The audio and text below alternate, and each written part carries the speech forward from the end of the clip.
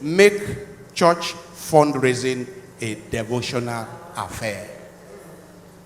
Following from what we are saying, and at this time of annual harvests in our churches, those who contribute money for various church projects and those who support the poor through St. Vincent de Paul and other programs should do so how? Quietly. Again, should do so quietly, without having it trumpeted before them, as Jesus says, without seeking to be recognized, without seeking to be celebrated, without seeking to be applauded. Is this so difficult to understand? There are too many people who donate money and who therefore are looking for to be made patrons of one society or the other, to be recognized as pillars of the church. My dear friends, here and elsewhere, Christians, Catholics, Christians, we must stop the celebration of vanity and vainglory in the name of fundraising. We must stop this nonsense. Stop the celebration of vanity and vainglory in the name of fundraising that has become such a nuisance. I am nauseated by all that is happening. It has become such an embarrassment. It has become such a scandal in many of our churches today. For what is it that we have that has not been given to us? Tell me. What is it that we have? We are only unworthy stewards of God's gifts. What is it that you have that has not been given to you? That now you want God to thank you. And you want the men of God to recognize you and hold your hand as the chairman of political party holds the hand of the flag bearer.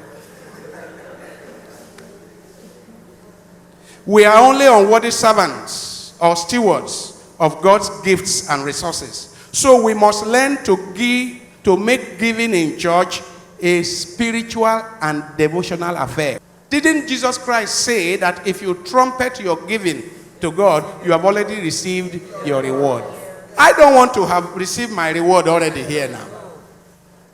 That the Father who sees what is given in secret will reward you. Don't make giving in church, brothers and sisters, Christians, don't make giving in church a matter of vile competition. To now have an umbrella to compete with Ebony.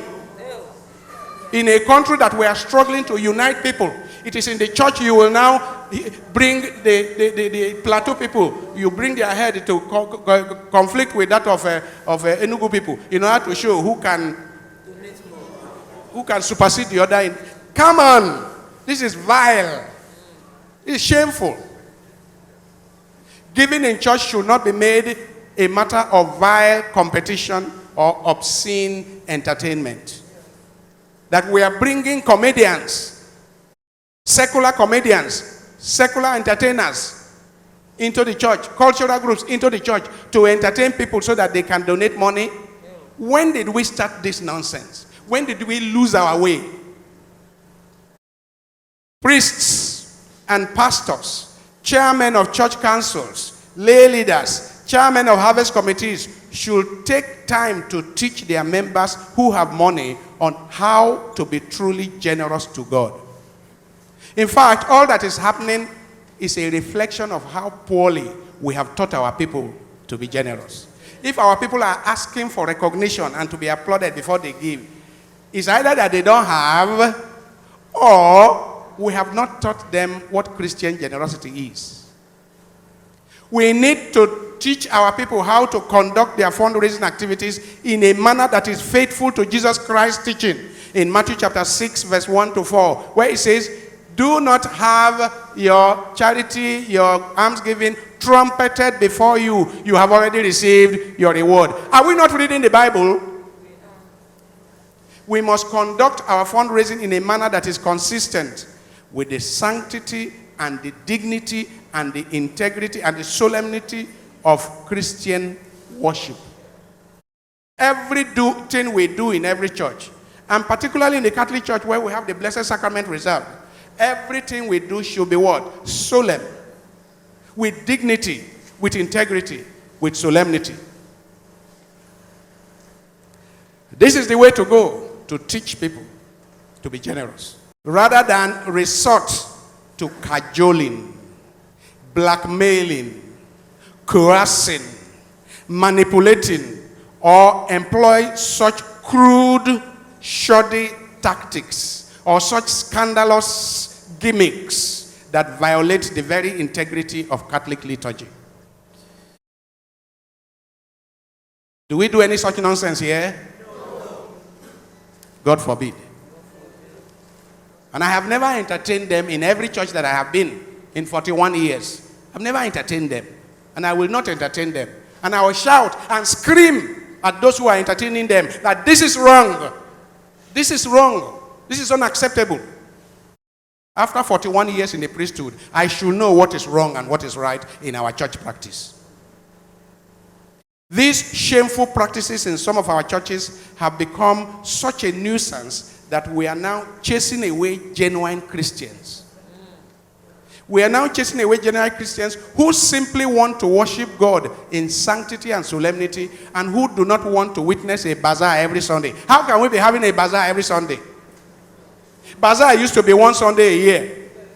But by the time we are launching programs and launching chairman and launching whatever and launching Apple, then we are doing bazaar every Sunday. Furthermore, please take note. Furthermore, priests and pastors must recognize that many of those who come to worship God are only struggling to exist in the difficult economic circumstances of today.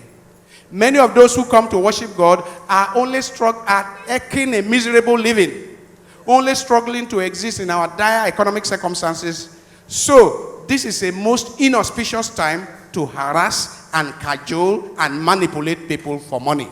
What this may require is a rationalization of our projects. So we delay some projects because things are hard in the country. This is not an auspicious time. Of course, we must tell people to support the church, and that there are people who refuse to support the church even though they have. But we must also recognize that perhaps the majority of people in our churches do not have. The majority of people in our churches are struggling. So this is not the time for so much of the cajoling and manipulating. This is the wrong time to do that.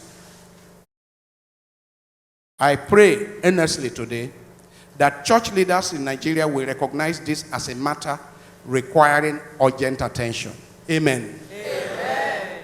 May church leaders in Nigeria put in place appropriate mechanisms to regulate the conduct of fundraising and especially the conduct of harvest in our churches. Amen. Amen.